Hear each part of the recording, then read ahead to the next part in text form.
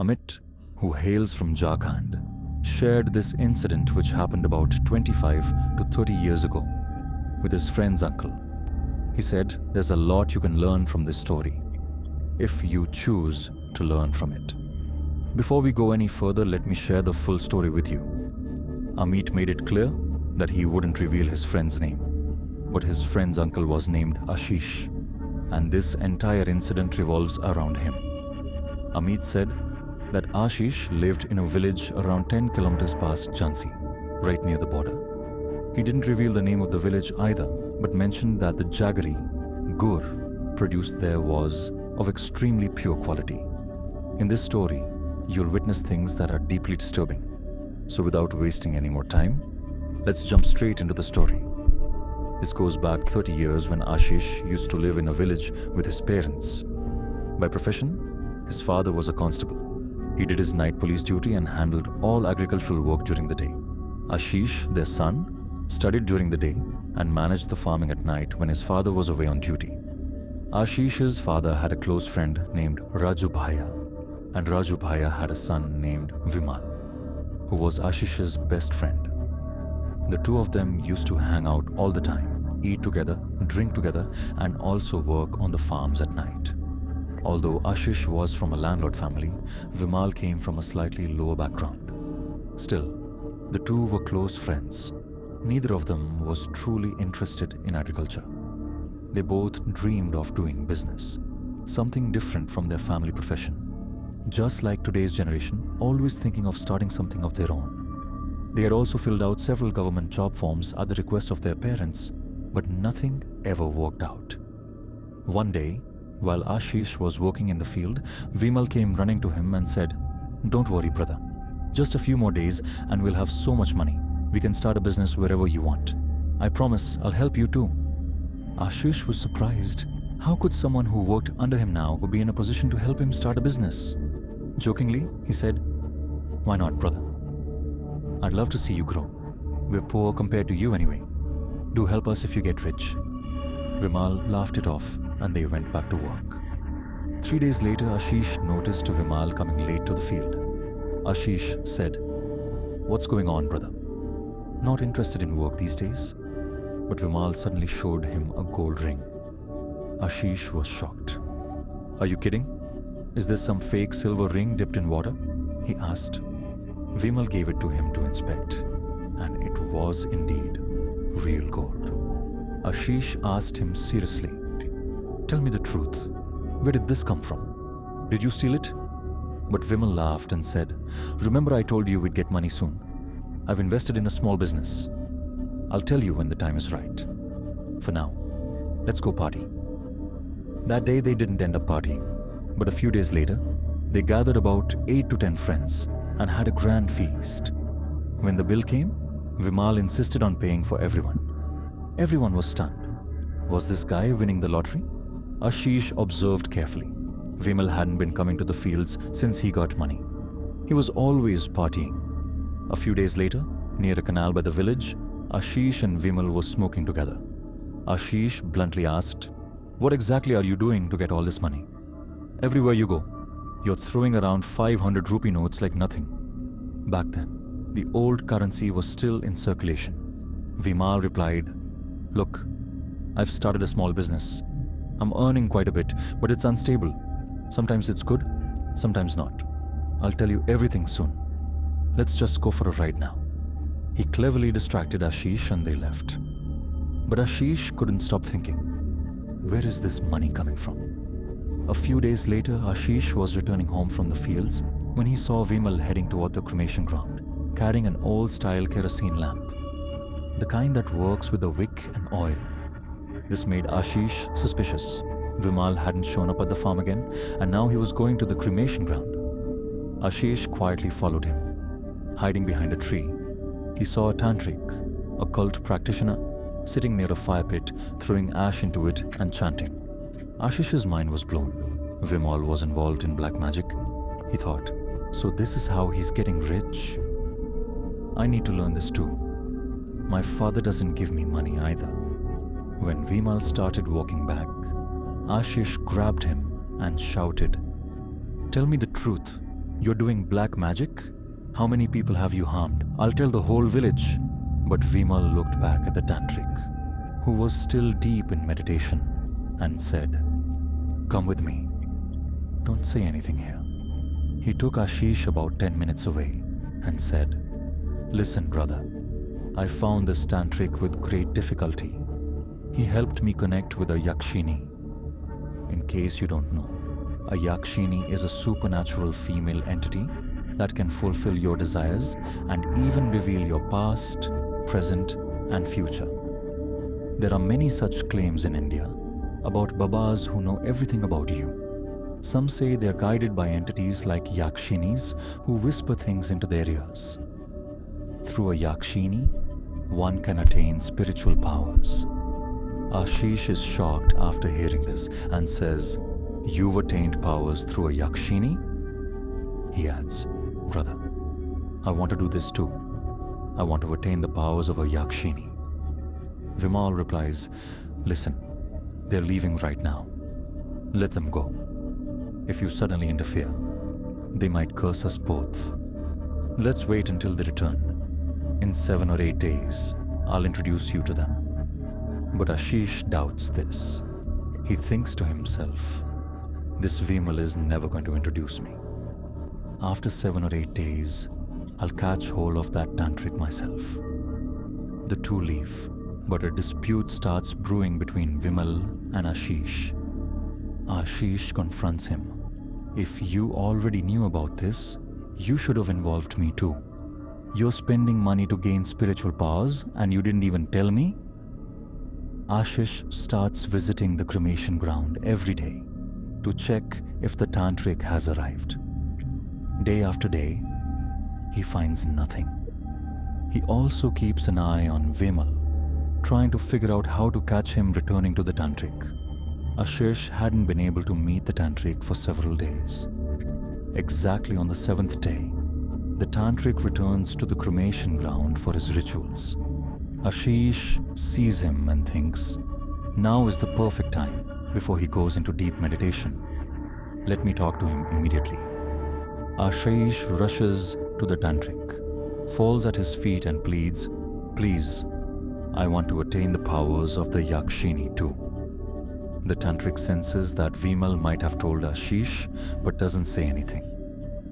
Instead, he says, "All right, if you want this knowledge, you will get it. I'll give you some mantras, but be warned. This ritual will last 10 days, and after the 5th day, you might experience things that will make you want to quit. But if you stop, it could lead to your death." Ashish gets nervous, but his greed overtakes his fear. He says, "Tantric Ji, I'll do anything.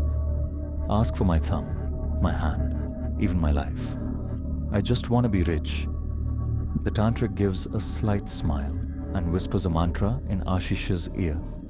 He tells him, "Come to this peepal tree every night, right behind the cremation ground. You might see me, but ignore me. Sit here and chant this mantra for 2 hours. By the 5th day, strange things might happen to you, but do not stop." Ashish replies, "That's all I need to know. Tell me what to do next." The tantric says, "On the 5th night, bring alcohol and meat and place them in front of the tree.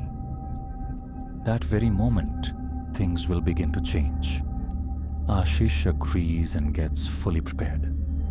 That night, he sits in front of the peepal tree and starts chanting. After 2 hours, he returns home and sleeps. His family thinks he goes out at night for farming, unaware that he's involved in occult practices. On the 5th night, he places meat and alcohol at the tree. Suddenly, he hears a whisper, "Ashish, if you continue for 10 days, you will gain control over me." Ashish feels a surge of confidence. "I'm close," he thinks.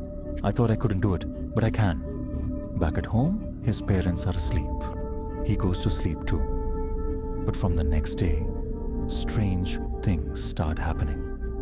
That night between 2 and 3 a.m., a horrible smell fills his room, like a decaying corpse. He wakes up, rushes to the bathroom, and finds 2 dead rats, both without heads. He panics and tells his mother, "I think a cat came in and killed the rats." His mom checks around and says, "Where would a cat come from in this locked house? Still, maybe some animal did it." They throw the rats out, but Ashish realizes the bathroom was locked from the outside, which makes no sense. 2 days later, around 3 a.m. again, Ashish hears the cawing of crows. When he wakes up, he sees 50 to 100 crows circling his house. He wakes his mom again. She says, "There are no crows inside the house. They're probably on the roof." But when they go up to check, there's no crow at all. Yet the sound was real. Finally, the 10th night arrives, the one Ashish had been waiting for. He is in deep meditation under the peepal tree. At exactly 12 a.m., an unbelievably beautiful woman appears from behind the tree. According to what Amit told me while recording for Scary Nights, her beauty was unlike anything seen on earth. The woman says, "Ashish, your ritual is complete. You have gained me." Ashish is hypnotized. His mind is torn. Should I engage with her physically, or should I just focus on wealth? Eventually, he chooses the latter. The Yakshini says, "Ask me anything you want." Ashish replies, "I want a lot of money. I want to start a business. I want to grow." She warns him, "If you want something from me, I will also want something from you. I'll fulfill your wish, but you must fulfill mine too." Blinded by greed, Ashish instantly agrees. "Whatever you want, you'll get it. Just make me rich." She says, "Fine. By 3 a.m. tomorrow night, your money will be delivered." Ashish returns home excited. The next day, he finishes his work and waits. At exactly 3 a.m., the Yakshini appears before him again and hands him a bundle of 500 rupee notes. For the next 3 to 4 days, this continues. And after about 4 to 5 days, this person, Ashish, opens his own business making rods for construction. His business starts thriving, and the whole village is left wondering where Ashish got all this money from. First it was Vimal, and now Ashish. But Vimal and Ashish don't talk to each other. When everything is going well for Ashish, around 7 to 8 days later, the Yashkini, supernatural being, appears before him and says, "Now is the time for me to ask for my wish." Ashish, a little frightened, asks, "What is your wish?" She replies, "I want to be intimate with you." Hearing this, just like your ears might have stood up, Ashish's ears stood up too. In his mind, the image he had seen from the beginning resurfaces, that the most beautiful girl in the world wants to be intimate with him. That night, for the first time, they got close. Everything happened between them that happens between a married couple. After this, Ashish felt so powerful that he thought no one could be stronger than him. He felt like he could lift a truck with his bare hands. He had money, power, and everything he could want. Every 2 days, Ashish and the Yashkini would have physical relations. Ashish started feeling so strong that he believed he could beat 10 people at once. This continued for a while, but about 7 to 8 days later, the Yashkini appeared again. As they were about to become intimate, Ashish suddenly received a call from Vimal at around 2 or 3 in the morning. Ashish, full of arrogance, picked up the phone and put it on speaker, thinking, "Now I'll show him who has this girl." Vimal's voice came through. "Ashish, she's not a Yashkini, she's a witch." The moment Ashish heard the word witch, his body froze. The Yashkini, who was sitting on him and biting his neck, ears and lips, let out a laugh. The kind of laugh you hear from witches. Ashish was in shock. He remembered what Amit had told him. Ashish later admitted that when he heard this, he had lost control, wetting the bed and fainting. When he woke up, he realized the Yashkini was terrifying. She was more frightening than anything he had ever seen, whether in a movie or reality. The next 2 days, Ashish didn't leave his house. He hid under his bed, scared out of his wits. 2 days later, he found out that Vimal's father had passed away, and Vimal had sold his entire house and fled. Ashish was now terrified, wondering what to do, but the witch's demands weren't over. The third night, when Vimal hadn't slept for 2 days, the Yashkini appeared again. This time, she was in her witch form. She said, "You fulfilled my first wish by being intimate with me. Now listen to my second wish. If you don't fulfill this one, you'll die in 2 days." Frightened, Ashish asked, "What is your wish?" The witch told him, "There's a woman who lives next to you, and she is 8 months pregnant. You have until tomorrow to bring me the child from her womb. If you don't, I'll take it myself, and your life will be over in 2 to 3 days." Horrified, Ashish was unable to believe it. But the next evening, he heard cries from next door. Ashish was shocked to hear that the pregnant woman had died, and her stomach had been clawed and bitten. This was exactly what the Yashkini had promised. Ashish, now fully terrified, confessed everything to his father. He told him about the witch, the black magic, and the mistakes he had made. Ashish's father, who worked as a policeman, was furious. He contacted a very powerful tantric, spiritual healer, who was well known for his skills. The tantric arrived and immediately realized that Ashish had been under the influence of a powerful witch. He told the family to take Ashish to the hospital, where the doctors reported that Ashish was gravely ill, with little blood left in his body. Without urgent treatment, he would die in 2 months. The tantric advised the family to take Ashish to a special ceremony on the night of the full moon. On the night of the full moon, a large yajna ritual was conducted. As the tantric performed the ritual, Ashish's body started to erupt with boils and bleeding. His family was terrified, trying to keep him quiet by gagging him. For hours, Ashish screamed in pain. Finally, the tantric declared that the witch had been sent away.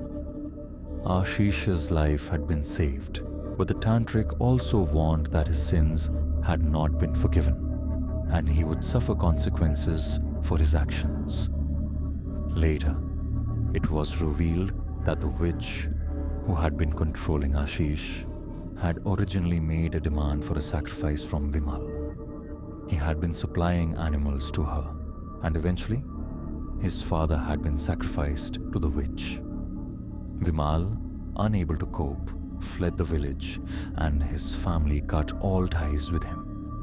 The news spread quickly, and people realized the dangers of dealing with black magic and greed. This incident teaches us that no matter how much we want, we should never fall for shortcuts or black magic. Hard work and honesty should always be our path. Our actions will have consequences, and greed will eventually lead to downfall. The story of Ashish is a warning. Never try to gain power through unnatural means, because in the end, you will have to pay for your actions.